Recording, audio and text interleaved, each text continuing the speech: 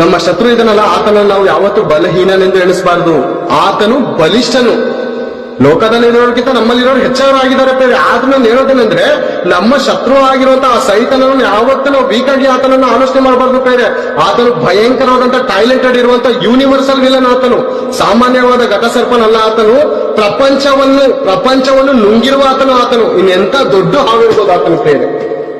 ಆದರೆ ಅವನಿಗಿಂತ ಬಲಿಷ್ಠನು ಬಂದು ಅವನನ್ನು ಸೋಲಿಸಿದ ಮೇಲೆ ಆ ಮೊದಲಿನವನು ನೆಚ್ಚಿಕೊಂಡಿದ್ದ ಆಯುಧಗಳನ್ನು, ಏನು ಬೇರೆ ನೆಚ್ಚಿಕೊಂಡಿದ್ದ ಆಯುಧಗಳನ್ನು ಅಂದ್ರೆ ಬೇರೆ ದೇವರ ವಾಕ್ಯ ಎಂಬುವಂತ ಆ ಒಂದು ಆಯುಧಗಳನ್ನು ನೆಚ್ಚಿಕೊಂಡು ಬಹಳ ಇಷ್ಟಪಟ್ಟು ಮೆಚ್ಚಿಕೊಂಡು, ಕೆಲವು ಬಹಳ ಹಣಗಳು ನಮ್ಮ ಹತ್ರ 2,000 ರೂಪಾಯಿ ನೋಟ್ ಇರುತ್ತೆ, 500 ರೂಪಾಯಿ ನೋಟ್ ಇರುತ್ತೆ, 1,000 ರೂಪಾಯಿ ನೋಟ್ ಇದ್ದಾಗ, 100 ರೂಪಾಯಿ ನೋಟ್ ಇದ್ದಾಗ ಬೇರೆ ನೆಚ್ಚಿಕೊಂಡಿದ್ದ ಒಂದು 2,000 ರೂಪಾಯಿ ನೋಟ್ ಆಗಿರ್ಬೋದು, ಒಂದು 500 ರೂಪಾಯಿ ಭದ್ರವಾಗಿ ಇಡ್ತೀವಿ ಬೇರೆ. ಅದು ಭದ್ರವಾಗಿ ಒಂದ್ ಕಡೆ ಇರ್ತೀವಿ, ಚಿಲ್ಲರೆ ಒಂದ್ ಕಡೆ ಇಡೋರು ಇರ್ತಾರೆ ಬೇರೆ.